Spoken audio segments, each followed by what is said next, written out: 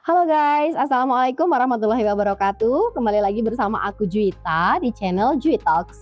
Channel yang membahas cerita sejarah, kisah misteri, peristiwa kriminal, juga folklore dari seluruh penjuru dunia. Nah guys, apa kabar kalian semua? Semoga selalu dalam lindungan Tuhan Yang Maha Esa ya guys. Dan pada video kali ini aku akan membagikan sebuah kasus kriminal yang cukup terkenal di wilayah Massachusetts, Amerika Serikat. Kasus ini terjadi pada tahun 1974 guys. Dan kasus ini menjadi kasus yang sangat terkenal pada saat itu karena memang kasus ini tidak bisa terpecahkan dan menjadi case cold hampir 5 dekade atau 50 tahun. Hingga akhirnya bisa terpecahkan setelah muncul teknologi terbaru di bidang forensik gitu ya guys. Kenapa? Karena memang identitas dari korban ini tidak ditemukan pada tahun 1900-an itu. Oleh karena itu pihak berwajib, pihak penyelidik kesulitan untuk mengidentifikasi korban. Dan untungnya setelah teknologi semakin maju, akhirnya identitas korban ini berhasil terungkap dan kasusnya juga berhasil terungkap seperti itu. Nah, kalian penasaran dengan kasus ini dan bagaimana kasus ini bisa terpecahkan dan siapa korban juga pelaku dalam kasus ini? Jangan kemana-mana, stay tune. Tapi seperti biasa, sebelum masuk ke ceritanya, aku minta tolong kepada teman-teman semua untuk bantu subscribe channel ini supaya aku bisa terus menemani teman-teman, memberikan informasi yang menarik untuk teman-teman. Juga kalau kalian suka dengan video ini, jangan lupa share. Sekarang kita langsung aja masuk ke ceritanya.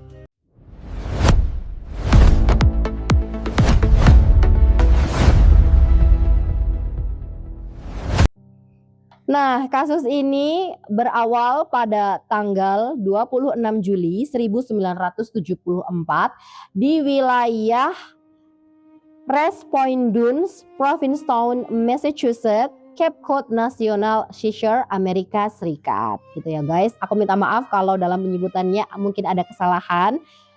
Dan kasus ini berawal dari seorang gadis berusia 12 tahun yang sedang berjalan santai bersama dengan anjing peliharaannya di wilayah tersebut. Lalu kemudian anjing peliharaannya mulai bersikap aneh karena mencium bau yang mencurigakan gitu guys. Lalu si anjing ini kemudian berlari ke arah semak-semak yang cukup terpencil ya, cukup jauh dari jalanan tempat orang biasa lalu lalang gitu. Hingga kemudian ketika gadis ini mengikuti anjingnya ke area semak-semak, disitulah dia menemukan sebuah hal yang sangat mengejutkan gitu ya dan membuatnya ketakutan. Hingga kemudian dia memanggil kedua orang tuanya dan ketika kembali untuk mengecek apa yang telah ditemukan oleh gadis ini, orang tuanya pun tidak kalah terkejut guys. Karena yang ia temukan, yang mereka temukan itu adalah sesosok jasad wanita yang tertelungkup di atas sebuah handuk atau selimut gitu ya, yang berwarna biru kehijauan. Dan jasad ini sudah dalam kondisi yang sangat mengenaskan guys. Hingga kemudian orang tua gadis ini memanggil pihak berwajib untuk kemudian segera datang memeriksa. Nah, sesampainya pihak berwajib ke wilayah itu dan kemudian membawa jasad itu untuk diotopsi, pihak penyelidik berhasil menyimpulkan ya, mengetahui bahwa jasad ini berjenis kelamin perempuan seperti tadi yang sudah aku sampaikan. Kemudian kondisinya itu memang sudah sangat mengenaskan di mana tengkorak kepalanya itu hancur guys. Terutama di sebelah kiri itu sudah benar-benar tidak berbentuk. Dan kepalanya juga sudah hampir terlepas dari tubuhnya, jadi hampir terpenggal. Juga kedua tangan atau lengan ya dari korban ini juga hilang gitu, tidak ada di sekitar wilayah tempat jenazah ditemukan gitu. Nah, menurut kesaksian dari penyelidik gitu ya, bisa jadi kedua tangan korban ini sengaja dihilangkan oleh pelaku untuk menyulitkan pihak penyelidik mengidentifikasi korban gitu. Karena memang pada zaman dulu itu kan identifikasi itu ya dari penemuan kartu identitas gitu ya. Kemudian dari dokumen-dokumen yang tertinggal gitu, atau bisa jadi dari sidik jari untuk dipastikan gitu ya dengan data-data sidik jari yang ada di pihak kepolisian gitu. Tapi Dengan tidak adanya kedua tangan korban ini, tentu saja kepolisian kesulitan untuk mengidentifikasi gitu ya. Selain itu juga memang di tempat korban ditemukan itu memang tidak ada dokumen apapun gitu yang bisa membantu mengidentifikasi siapa sih sebenarnya korban ini gitu. Yang ditemukan di sana hanyalah ya tadi selimut ya atau handuk yang menjadi alas tempat korban ini tertelungkup gitu. Kemudian ada celana jeans yang dilipat-lipat di bawah kepala korban, jadi kayak dijadikan semacam bantal gitu ya guys. Juga ada bandana milik korban dan beberapa barang pribadi milik korban. Jadi sama sekali tidak ada dokumen seperti kartu identitas gitu ataupun dokumen lain yang bisa membantu, misalnya struk belanja gitu kan atau lain-lain, itu tidak ada sama sekali. Jadi yang ditemukan hanyalah jenazah dan barang-barang pribadi saja. Nah, hasil otopsi juga menyimpulkan bahwa korban ini berusia kisaran 20 sampai 30 tahun ya, dengan jenis kelaminnya wanita gitu guys. Sejauh otopsi hanya bisa mengidentifikasi sampai situ gitu. Karena memang korban ini tidak diketahui namanya siapa, tinggal di mana, siapa, orang ini siapa gitu. Akhirnya korban ini menjadi jendo ya, atau korban tanpa identitas yang lebih sering dikenal oleh masyarakat dengan nama Lady of Dunes gitu ya, wanita di pasir, karena memang dia jenazahnya itu ditemukan di atas pasir gitu guys, di belakang semak-semak seperti itu. Walaupun tanpa adanya bantuan sidik jari dan dokumen-dokumen milik korban ya, polisi atau pihak berwajib ini tetap berusaha keras melakukan penyelidikan untuk mengungkap siapa sebenarnya korban ini. Mereka melakukan berbagai macam pemeriksaan data-data orang hilang ya, ribuan bahkan data orang hilang di wilayah Massachusetts dan sekitarnya untuk kemudian dicocokkan dengan korban ini gitu. Lalu mereka juga menggunakan data analisis gigi. Karena walaupun tangannya tidak ditemukan tapi kan area rahang gitu ya, area giginya itu masih ada gitu ya guys. Dan polisi juga menggunakan cara itu. Kemudian polisi juga menggunakan teknik DNA setelah bertahun-tahun kemudian guys. Memang tahun 1974 ini tentang DNA ini belum terlalu maju gitu ya. Sampai beberapa tahun kemudian teknik identifikasi dengan DNA itu sudah mulai ada gitu, sudah mulai berkembang. Polisi juga mencoba dengan menggunakan teknik itu, tapi tetap saja masih gagal. Belum bisa mengidentifikasi siapa sebenarnya korban Lady of Dunes ini. Dan akhirnya kasus ini menjadi kasus dingin ya, atau case closed selama kurang lebih 50 tahun guys. Dan akhirnya mulailah bermunculan teori-teori di kalangan masyarakat karena memang ini masih menjadi misteri gitu ya. Jadi masyarakat mulai mengungkapkan pendapat-pendapatnya, teori-teorinya gitu. Ada beberapa yang mengatakan bahwa Lady of Dunes ini mungkin adalah mata-mata agen rahasia gitu. Makanya kenapa sangat sulit sekali untuk diidentifikasi gitu. Juga ada beberapa yang mengatakan bahwa bisa jadi Lady of Dunes ini memang korban dari pembunuhan berantai yang pembunuhnya itu sangat pintar gitu ya, sudah biasa membunuh orang gitu. Sampai akhirnya korban ini tidak bisa diidentifikasi. Ada juga yang mengatakan bahwa Lady of Dunes ini bisa jadi adalah anggota kriminal gitu. Dia adalah anggota dari geng kriminal gitu yang kemudian dibunuh secara brutal gitu dan dihilangkan segala macam bentuk hal-hal yang bisa membuatnya teridentifikasi gitu. Ada juga yang mempunyai teori seperti itu. Lalu satu teori yang paling terkenal gitu ya pada masa itu, tapi sedikit kurang masuk akal gitu ya guys, dimana bisa jadi Lady of Dunes ini adalah salah satu figuran dari sebuah film yang memang sedang melakukan syuting di wilayah tersebut gitu, lalu kemudian dia dibunuh gitu. Ada juga yang memberikan teori itu. Tapi dari semua teori yang ada yang disampaikan oleh masyarakat, tidak satupun bisa terbukti guys gitu. Bahkan selama 50 tahun gitu ya. Nah, kemudian setelah 50 tahun berlalu ya, kasus Lady of Dunes ini kemudian mulai menemukan titik terang. Di mana saat itu sudah ada teknologi terbaru di bidang forensik, di bidang penyelidikan forensik yang menggunakan gabungan antara DNA dan silsilah keluarga, yaitu investigasi genealogi. Jadi di situ polisi membawa rahang ya dari korban yang masih ada, walaupun sudah agak rusak ya, tapi beruntungnya masih bisa digunakan gitu untuk dilakukan penyelidikan dengan teknik ini. Nah, rahang korban yang sudah rusak tadi beruntungnya bisa diekstrak DNA-nya di lab Outram, dan kemudian setelah DNA korban ini berhasil diekstrak dan berhasillah ditemukan identitas dari korban, guys. Pada tanggal 31 Oktober 2022. Jadi memang sudah lama sekali dari hari di mana korban ini ditemukan ya, pada tanggal 26 Juli 1974 gitu ya. Jarak waktunya sangat lama. Akhirnya korban ini berhasil diidentifikasi, yaitu sebagai Ruth Mary Terry, seorang wanita yang berasal dari Tennessee, guys. Nah, lalu kemudian polisi melanjutkan penyelidikan karena sudah diketahui bahwa korbannya ini adalah Ruth, seorang wanita bernama Ruth yang berasal dari Tennessee. Akhirnya polisi mulai pergi ke Tennessee untuk mencari keluarga dari Ruth, guys. Setelah melakukan berbagai macam wawancara dengan orang-orang terdekat dari Ruth Mary Terry, yaitu dengan teman-teman, dengan keluarga, akhirnya diketahui bahwa Ruth ini tidak lama sebelum dia ditemukan meninggal, Ruth ini telah menikah dengan seorang laki-laki bernama Guy Rockwell Moldavin, ya. Dan Ruth ini telah berpindah dari Tennessee ke California gitu setelah dia menikah dengan suaminya ini. Lalu kemudian diketahui bahwa Ruth ini kembali ke Tennessee untuk bertemu dengan keluarganya.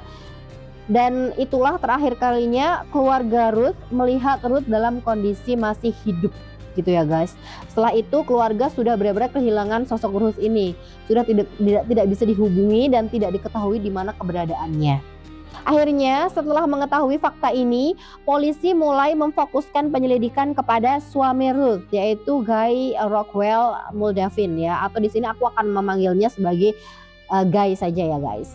Nah, ternyata Guy ini memang bersama dengan Ruth melakukan perjalanan bulan madu, guys. Salah satunya ya tadi dengan pergi ke Massachusetts. Ya, mereka berbulan madu ke wilayah Massachusetts. Tapi ketika kembali ke California, Guy ini sendiri. Dia tidak bersama dengan Ruth gitu. Dan ketika teman-temannya gitu ya, maupun keluarga bertanya di mana keberadaan Ruth gitu, kenapa kamu kembali sendirian gitu. Di situ Guy mengaku bahwa selama perjalanan bulan madunya dengan Ruth, mereka sempat bertengkar hebat gitu, hingga kemudian mereka ini berpisah. Ruth ini memutuskan untuk pergi meninggalkan Guy gitu, dan entah kemana dia pergi gitu ya si Ruth ini. Akhirnya Guy ini kembali ke California sendirian gitu. Tapi G ini juga sering memberikan kesaksian yang berubah-ubah dan berbeda-beda kepada orang yang berbeda gitu. Jadi dia kadang-kadang bercerita kepada si A bahwa dia dan Ruth sudah bercerai gitu karena mereka pernah bertengkar hebat gitu. Lalu kemudian gak lama dia berkata kepada orang lain bahwa istrinya Ruth ini memang sudah meninggal gitu karena sakit. Nggak lama nanti dia bercerita bahwa istrinya meninggal karena kecelakaan gitu. Lalu berkata bahwa istrinya meninggalkan dia pergi entah kemana. Jadi memang kesaksiannya si Guy Rockwell ini berbeda-beda terus gitu kepada orang-orang yang berbeda. Lalu guys, penyelidik rupanya menemukan fakta lain dari suami Ruth ini.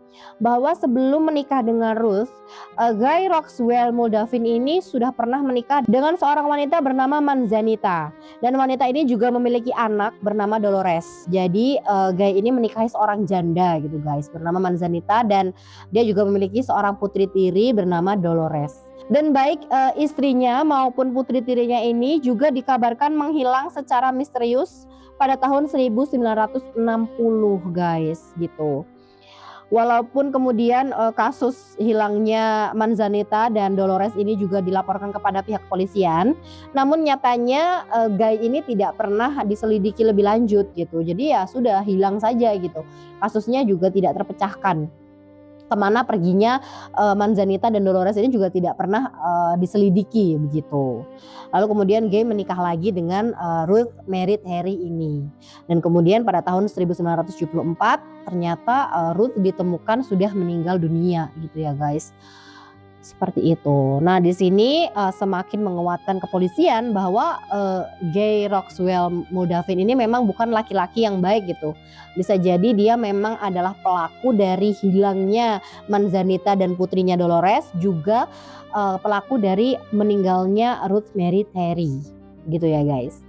Dan lagi ada beberapa laporan yang masuk kepada kepolisian bahwa Gay ini juga sering mengubah-ubah namanya. Ya, G ini sering menggunakan nama samaran gitu guys saat berpergian gitu. Jadi dia ini selain dicurigai gitu ya menjadi pelaku dari hilangnya Manzanita juga Dolores dan pelaku dari pembunuhan Ruth, G ini juga sering melakukan tindakan penipuan gitu dulunya gitu ya guys. Kenapa dulunya? Karena memang Guy ini ternyata sudah meninggal tahun 2002 gitu guys. Jadi walaupun Gay ini menjadi suspek terkuat pelaku pembunuhan Ruth Mary Terry, tetap saja Gay ini tidak bisa diadili, tidak bisa dibawa ke pengadilan karena memang Gay ini sudah meninggal jauh sebelum jasad Ruth ini berhasil diidentifikasi. Jadi Gay ini sudah meninggal 20 tahun gitu ya sebelum polisi kemudian berhasil mengidentifikasi jasad dari Lady of Dunes gitu guys. Nah sedihnya di situ ya, saat sudah ketemu gitu ya korbannya ini namanya ini gitu ya, kemudian suspek pelakunya adalah ini gitu, nyatanya semuanya sudah meninggal gitu, baik korban maupun pelaku sudah tidak bisa diselidiki lagi karena memang sudah meninggal gitu. Nah karena memang suspek terkuat ya pelaku yang diduga membunuh Ruth Mary Terry adalah suaminya sendiri yaitu Guy Roxwell Moldavin, dan G-nya ini sudah meninggal gitu ya guys. Akhirnya kasus ini resmi ditutup pada tanggal 28 Agustus 2023 gitu guys. Karena memang sudah tidak bisa diadili gitu ya pelakunya, akhirnya kasusnya resmi ditutup. Dan misteri tentang Lady of Dunes ini akhirnya terpecahkan ya. Setelah bertahun-tahun terkubur ya menjadi case cold dan menimbulkan banyak teori-teori di masyarakat, akhirnya jawaban itu datang gitu ya bahwa korbannya adalah Ruth Mary Terry. Mari kita doakan semoga mendiang Ruth Mary Terry diberikan ketenangan ya guys di alam sana. Dan semoga pelakunya yaitu suaminya sendiri juga mendapatkan penghakiman gitu ya. Setidaknya kalau tidak di dunia ya nanti di akhirat gitu ya guys. Nah fakta-fakta lain tentang kasus ini adalah sebelum jenazahnya Ruth ini berhasil diidentifikasi gitu ya, jasadnya ini telah disemayamkan, telah dimakamkan di pemakaman Saint Peter's Cemetery, Provincetown. Dan sedihnya guys, nisannya ini tertulis gitu ya di nisannya ini, unidentified female body found West Point Dunes, Juli 26 1974. Jadi memang ditulis bahwa jenazah yang ada di bawah kuburan itu adalah sosok yang belum diidentifikasi gitu dan ditemukan di West Point Dunes gitu. Dan alhamdulillahnya kemudian setelah diidentifikasi namanya kemudian dirubah gitu ya guys di papan jenazahnya itu ditulis di situ Ruth Mary Terry gitu guys, yang lahir di Tennessee pada 1930 gitu ya guys. Nah Ruth ini juga dikenal sebagai seorang wanita yang sangat baik gitu ya, sangat ramah, dan dia itu lahir di Tennessee. Jadi banyak keluarganya yang berada di Tennessee gitu guys. Lalu kemudian dia menikah dengan Guy Roxwell ini dan pindah ke California. Dan sedihnya dia meninggal, jasadnya ditemukan di Massachusetts gitu. Dan sosok Ruth ini juga memiliki banyak keluarga di Michigan. Jadi memang dia ini banyak tempat yang dia tinggali gitu ya guys, berpindah-pindah gitu. Bayangin aja gimana ya perasaan keluarganya yang berada di Tennessee dan Michigan gitu. Selama berpuluh-puluh tahun mereka tidak tahu di mana keberadaannya Ruth gitu ya. Tidak bisa dihubungi gitu. Suaminya juga di California juga tidak memberikan jawaban yang pasti gitu di mana Ruth gitu ya. Ya pasti mereka clueless gitu loh. Merasa kayak kehilangan tapi juga nggak tahu apakah Ruth ini masih hidup ataukah sudah tiada gitu ya. Dan ketika sudah ditemukan jawaban bahwa Ruth ini sudah meninggal, keluarganya pun ya, orang tuanya Ruth itu, saudara-saudaranya Ruth itu sudah banyak yang meninggal juga guys gitu, karena memang sudah waktunya ya, sudah tua gitu. Ini cukup sedih ya guys gitu, karena ketika Ruth sudah berhasil diidentifikasi, tetap saja gitu tidak, orang-orang yang terdekatnya itu sudah tiada gitu, sudah mereka tuh meninggal dalam keadaan masih penasaran di mana sih Ruth gitu. Nah, kasus tentang Lady of Dunes ini juga diangkat menjadi sebuah film dokumenter yang berjudul Oxygen Lady of the Dunes Hunting a Cape Cod Killer gitu ya guys. Kalau kalian masih penasaran dengan cerita lengkapnya, kalian bisa tonton film dokumenternya. Mungkin bisa dicari di Netflix atau di YouTube gitu ya guys. Nah itu guys, kisah atau kasus kriminal yang aku bahas untuk video kali ini. Pengingat aja untuk kita semua ya guys, ketika kita ingin memilih pasangan gitu ya, ada baiknya kita tuh menelisik dulu ya, kita tuh menyelidiki dulu gitu pasangan kita itu track recordnya gimana gitu ya, masa lalunya bagaimana gitu, apakah dia ini adalah sosok yang benar-benar baik ataukah dia ini adalah sosok yang ada red flag-nya gitu. Misalnya tadi kayak si Gay ini kan dia sudah menikahi wanita kan sebelum menikahi Ruth, lalu kemudian wanita bahkan dengan anak tirinya itu hilang gitu tanpa kabar secara misterius gitu kan. Seperti itu, dan ini kan mencurigakan sekali gitu. Tentu saja kalau misalnya kita jadi Ruth, mungkin kita bisa kayak enggak dulu deh gitu sama kamu gitu ya, kamu mencurigakan gitu. Jangan karena cinta aja kemudian gas aja gitu, bodo amat masa lalunya gitu, jangan kayak gitu ya guys gitu. Karena kita tidak bisa mengubah sifat dan kepribadian manusia gitu ya guys, selain dirinya sendiri gitu. Jadi berbahaya sekali kalau kita ternyata menikah dengan sosok psikopat gitu guys. Dan Ruth ini juga menurut kesaksian beberapa orang yang mengenal Ruth dan Gay ini ya, memang sosok Gay ini orang yang sedikit temperamental gitu guys. Jadi dia sering KDRT gitu ya, pencemburu juga gitu guys. Jadi memang sudah kelihatan sekali lah red flag-nya gitu. Sampai akhirnya ya Ruth ditemukan dalam kondisi yang tidak bernyawa gitu kan. Sedih banget ya. Dan ya pelakunya tidak berhasil diadili karena pelakunya sudah meninggal gitu sebelum kasusnya berhasil terpecahkan gitu guys. Jadi itu untuk hari ini, terima kasih sudah menonton video ini sampai selesai. Sekali lagi aku minta bantuan untuk teman-teman subscribe channel ini supaya aku terus bisa menyampaikan cerita unik, menarik gitu ya, atau kasus-kasus kriminal yang bisa menjadi reminder buat kita semua. Juga kalau kalian suka dengan video ini, silahkan boleh tinggalkan komentar ya, atau pendapat kalian gitu ya, apa aja terserah silahkan gitu. Kritik saran buat aku juga boleh, dan juga silahkan bagikan video ini kepada orang-orang yang kalian kenal gitu ya, supaya bisa lebih aware lagi gitu ya guys. Terima kasih sekali lagi dan sampai jumpa di video berikutnya. Wassalamualaikum.